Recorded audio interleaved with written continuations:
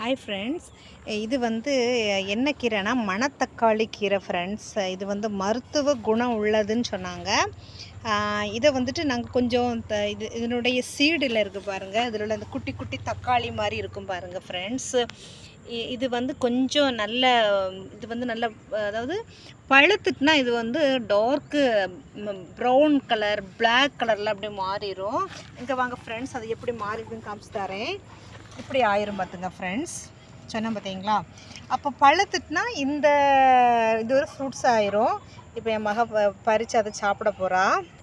பார்த்தீங்களா ஃப்ரெண்ட்ஸ், நான் உங்கள்ட்ட காமிச்ச போல் இது வந்துட்டு என்னென்னா ஃப்ரெண்ட்ஸ், குறிப்பிட்ட காலத்தில் இது செடியில் இருக்குது பார்த்தீங்களா, இது வந்து தன்னால் கீழே விழுந்த உடனே அது என்ன ஆயிரும்னா இது வந்து ஸ்ப்ரெட் ஆகி மண்ணிலே விழுந்து ஸ்ப்ரெட் ஆகி வேறு செடிகள் வந்து முளைக்க ஆரம்பிச்சிடும் ஃப்ரெண்ட்ஸு. சரிங்களா.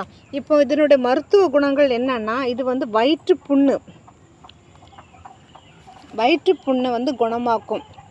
வயிற்று எரிச்சல், இந்த மாதிரி உள்ள வயிறு சம்பந்தப்பட்டமான நோய்கள் எதுவாக இருந்தாலும் இந்த மணத்தக்காளி கீரை வந்து யூஸ் பண்ணால் நமக்கு அந்த உடம்புக்கு நல்லது. பொதுவாகவே கீரை வகைகள் நமக்கு எடுத்தால் அதில் உள்ள இரும்பு சத்துகள் நமக்கு உடம்புக்கு கிடைக்கும். பொதுவாக இது வந்து கிராமங்களில் தான் வந்து அதிகமாக இருக்கும். நகர்ப்புறத்தில் டவுன்லலாம் என்ன பண்ணுவாங்கன்னா, இது வந்து ஒவ்வொரு செடியாக வாங்கி வீட்டில் மாடி தோட்டத்தில் இது வச்சுருப்பாங்க. சரிங்களா ஃப்ரெண்ட்ஸ். எங்களுக்கு தேவைப்பட்ட நேரத்தில் நாங்கள் கொஞ்சம் கொஞ்சமாக பறித்து நாங்கள் அதை வந்து துவரம் வச்சு, அதாவது நாகர்கோவில் பாஷையில் துவரம் வச்சு நாங்கள் அதை சாப்பிடுவோம். உங்கள் ஊரில் நீங்கள் மணத்தக்காளி கீரையை என்ன கறி வச்சு சாப்பிடுவீங்கன்னு எனக்கு வந்து நீங்கள் மெசேஜ் பண்ணுங்கள். இந்த வீடியோ உங்களுக்கு பிடிச்சிருந்தா like and share and subscribe பண்ணுங்கள் ஃப்ரெண்ட்ஸ். பாய்.